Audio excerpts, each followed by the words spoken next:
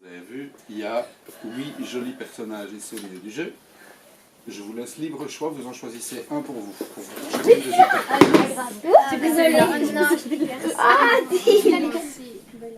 Depuis 6 mois déjà, le mouvement clanique et ses animateurs sillonnent la Wallonie à la rencontre des élèves de 5e et 6e primaire avec un jeu appelé Chahut. La fulgurance de sa simplicité efficace en fait un outil pédagogique utilisable par tous. 7. Première partie du jeu! Les élèves sont rassemblés en 4 groupes. Sournoisement, on attroupe les durs à cuire dans l'équipe rouge. La dernière question, c'est pour l'équipe rouge, et elle est très épicée. C'est rigolo de choter dans les cartables. Parfois, cela fait des bruits bizarres ou énormes. C'est cool, mais pas de chance, ce jour-là, Raymond, le plus gros des mouchards, te surprend à choter dans son cartable. Il court te dénoncer à l'instit. Ah voilà, je vous présente Raymond. Qu'est-ce que tu fais?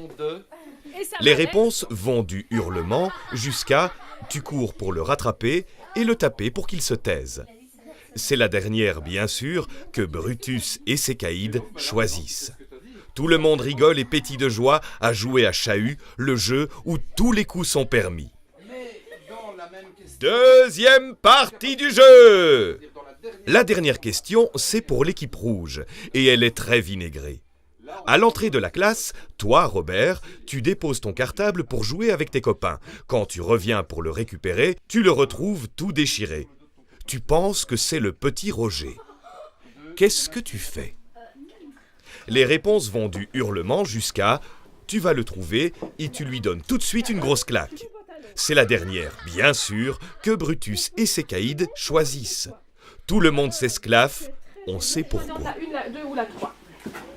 C'était la fameuse question. La 1. La 1, donc tu le pousses à terre et tu lui donnes un coup de pied dans le ventre pour te venger. C'est ça, carrément? Ah bah c'est bon, allez, on y va. Le jeu est fini!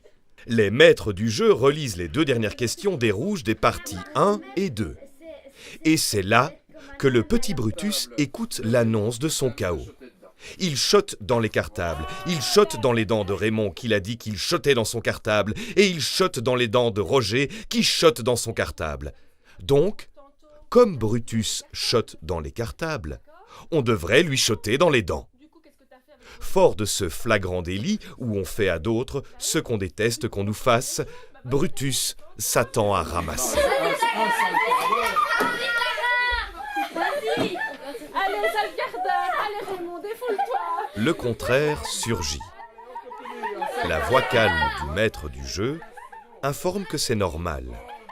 Tout le monde, à l'école, est à la fois victime et bourreau. Donc là, vous avez Robert. quelqu'un qui chote dans le cartable. D'accord? Qu'est-ce qu'on va faire? Pardonnez-moi. Merci. Eh bien, l'autre personne, qu'est-ce qu'elle va faire? Elle va vouloir se venger.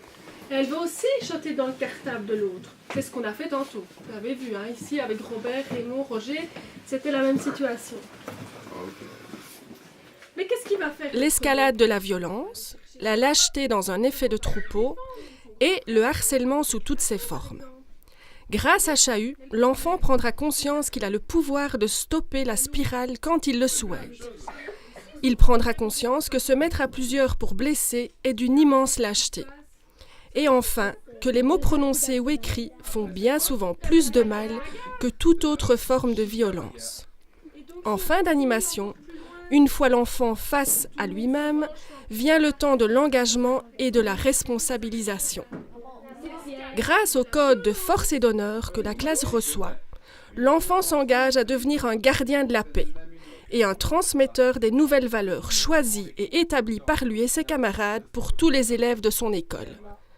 Il sera le garant de la paix, de la tolérance et de l'acceptation de l'autre dans sa différence. Avec Chahut, les enfants vont jouer à agir dans la violence lors d'une première partie, ensuite la subir lors d'une deuxième. Les animateurs ne vont ni les encourager, ni les freiner.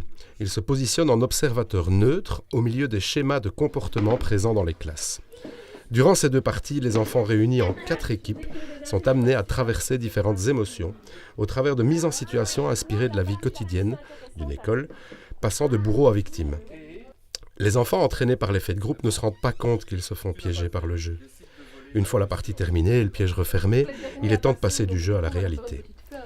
Là, les animateurs expliquent, au travers de panneaux didactiques, de leurs expériences personnelles et de manière interactive, les différents pièges dans lesquels les enfants sont tombés durant la partie.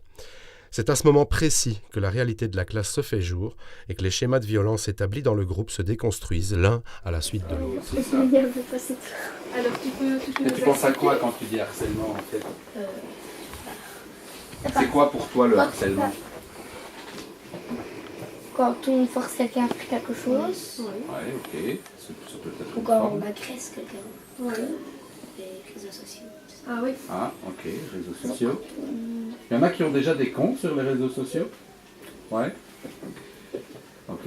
Moi, c'est juste Vous avez jamais vu passer des fois des formes de violence un peu type harcèlement justement sur les réseaux sociaux? Si. Oui. Qu'est-ce qui s'est passé? Sur les réseaux sociaux, des personnes prennent des vidéos. Mais par exemple, si quelqu'un va voir ça, ça peut le choquer. Mais fort. Mais moi je trouve que c'est plus choquant quand c'est en vrai. Enfin, Ah oui. quand c'est. Non, face à face. Oui, face à face, voilà. D'accord. Enfin, moi je trouve que c'est plus important comme ça que. Par exemple, quand on envoie des messages, c'est que des écritures. Enfin, c'est peut-être pas ce qu'ils pensent vraiment. Et aussi, des fois, Enfin, ils mettent pour du vrai en scène pour blesser l'autre. Ah oui. Mhm. Sur un réseau social, tu veux Oui. dire ça. Oui. Du coup, avec le réseau social, c'est vrai qu'il y a la violence, mais il y a le problème que tous les autres, ils voient aussi ce qui se passe, donc vas-y, dis-moi. Parfois, sur Facebook, il y a des gens qui se disputent, qui mettent des gros mots et tout ça. Et voilà. C'est vrai que c'est violent, donc les mots, puisque toi tu parlais des mots tout à l'heure, les mots ils ont une force énorme, énorme, énorme, énorme. Et puis toi quand tu écris un mot, tu as une idée dans la tête, c'est la tienne. Mais l'autre qui le lit, il n'entend pas ton idée puisque tu n'es pas en face de lui. Et donc lui il peut interpréter le mot d'une manière totalement différente. Donc quelquefois on n'a pas idée quand on écrit un mot de la portée qu'il peut avoir et des conséquences qu'il peut entraîner aussi. Surtout quand c'est sur... En 2017, les animateurs auront donné bénévolement plus de 120 animations dans les différentes communes de Wallonie. Et ils n'attendent plus que vous pour débarquer dans votre école. Une animation coûte 300 € par classe. Cependant, aujourd'hui, pour pouvoir continuer, nous avons besoin de vous. Vous, les parents, les familles, les associations de parents, les pouvoirs organisateurs des écoles, les citoyens. Bref, tout un chacun se sentant concerné de près ou de loin par cette problématique peut participer. Ensemble, on est plus fort. Rejoignez-nous sur le site de récolte de fonds www.clanic.org. Et Clanic s'écrit avec 2 C.